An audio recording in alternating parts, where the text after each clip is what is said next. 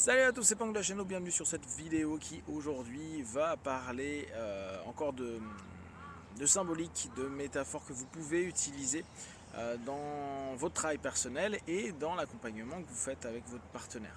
Là je suis à Tokyo, donc là je suis dans le quartier de Shinjuku. Bon là ça n'a pas l'air très vénère comme ça, mais Shinjuku c'est un quartier qui bouge énormément. Et là comme vous voyez je suis dans un parc que moi j'aime particulièrement, qui est le parc de Shinjuku, qui est un des grands parcs nationaux. Et justement, quand on voit le tumulte de Shinjuku, ou de Shibuya, ou des grandes villes de Paris, on se rend bien compte que ce tumulte-là, il n'est pas forcément hyper productif et positif pour nous dans notre quotidien. Donc, depuis quand même pas mal d'années, on a vu et on voit encore des développements de la méditation, du retour au calme, du retour vers soi, de l'écoute de son intuition, etc., etc., de l'auto-hypnose. Et cette notion-là, c'est un petit peu cette logique du parc qui vraiment coupe d'un monde qui fait du bruit, qui va trop vite, qui va parfois trop lentement, qui peut faire peur, ou au contraire qui peut stimuler, mais pas forcément de façon hyper positive.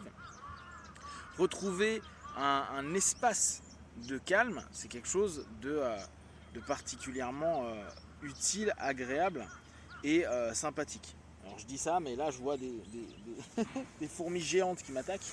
Alors la safe place, elle n'est pas terrible. Alors, ce qui nous ramène justement à cette notion de safe place, je me souviens, moi, au tout début de l'hypnose, quand j'ai commencé, j'avais adoré le principe de comment il s'appelle, de José Silva, de faire descendre dans un laboratoire et, euh, et après de faire travailler avec les guides, etc.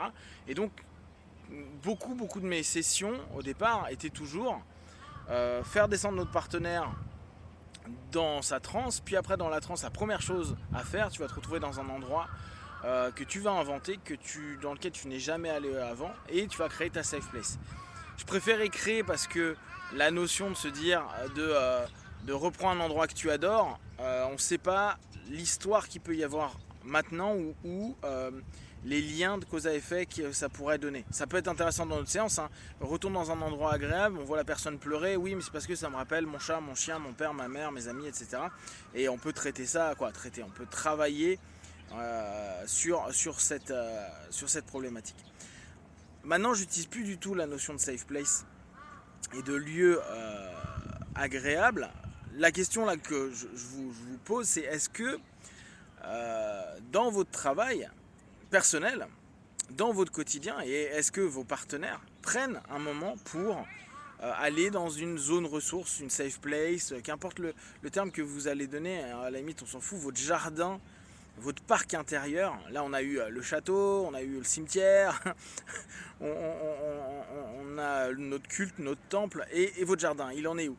Qu'est-ce que, comment vous prenez ces moments pour vous sentir bien, et comment vous allez permettre à votre partenaire, en plus des sessions que vous allez lui proposer, de retrouver cet état-là.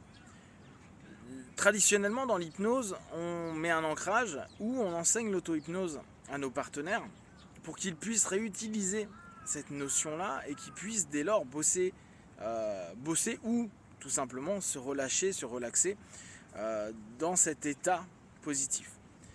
Les années montrant et les discussions avec beaucoup de praticiens confirmant plus ou moins, on se rend compte que la majorité des partenaires n'utilisent pas ces jardins, ces parcs intérieurs, ces moments où ils peuvent sortir d'un tumulte de vie pour se retrouver bien, ou d'un stress, et ça on peut le voir beaucoup, par exemple avec la clope, avec les problématiques de base qu'on peut avoir en cabinet.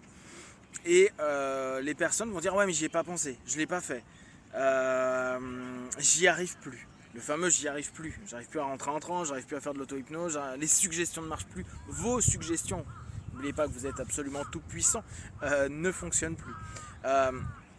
Ce qui interroge sur est-ce que dans les métaphores qu'on va proposer, à un moment donné, on ne peut pas faire retourner notre partenaire dans cette idée, là je parle pour les personnes qui bossent en indirect, hein, dans cette safe place du début et de la fin, pour avoir donc une open loop et fermer la parenthèse à ce moment-là, et permettre à notre partenaire d'avoir un début de seeding pour qu'il sache qu'à chaque fois qu'il y va, il se sent bien, et à chaque fois qu'il ressort, il se sent plutôt bien. Dans le principe indirect, en général, on tente de faire que la personne se sente mieux.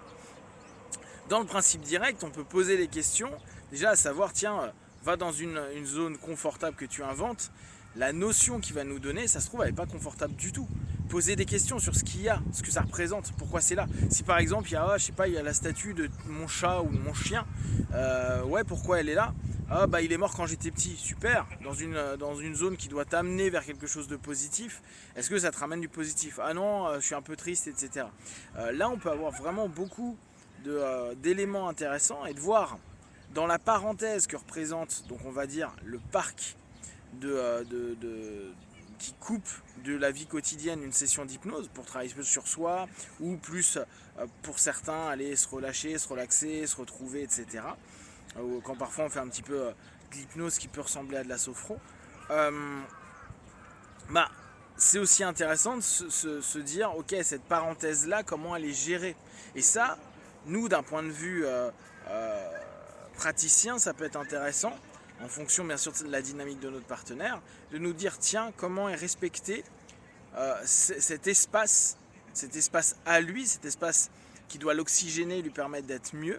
Donc cet espace que va être le cabinet à un moment donné, est-ce que il répond au téléphone? Est-ce qu'il ne coupe pas son téléphone? Est-ce qu'il arrive à se relâcher? Est-ce qu'il arrive à parler? Est-ce qu'il arrive à dire les choses?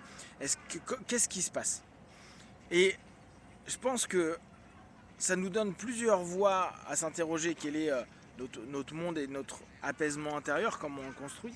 Dans tout ça, ce qui nous permet d'être chouette, c'est d'aller proposer et ou à nous-mêmes nous donner le droit d'aller se détendre et se relâcher dans nos trans ou dans n'importe quoi, hein, dans quelque chose qui vous ramène à vous de façon positive.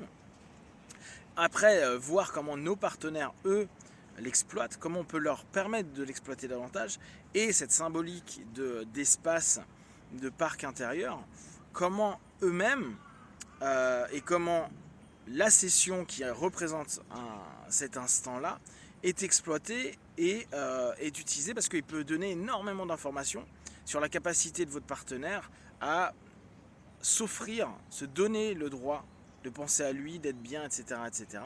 Si vous voyez que votre partenaire sabote ça, ça peut être un travail particulièrement intéressant de lui permettre de se reconnecter au droit de prendre un temps pour lui, de prendre un espace pour lui, de prendre de la joie, du bonheur, de l'apaisement, qu'importe le terme, pour lui. Si vous avez des questions et des remarques, vous partagez sur Facebook, YouTube, j'y répondrai le plus rapidement possible. Et comme d'habitude, de tout ce que je propose, ne prenez que ce qui est bon juste pour vous. Testez, observez, analysez et concluez. Be one, ciao.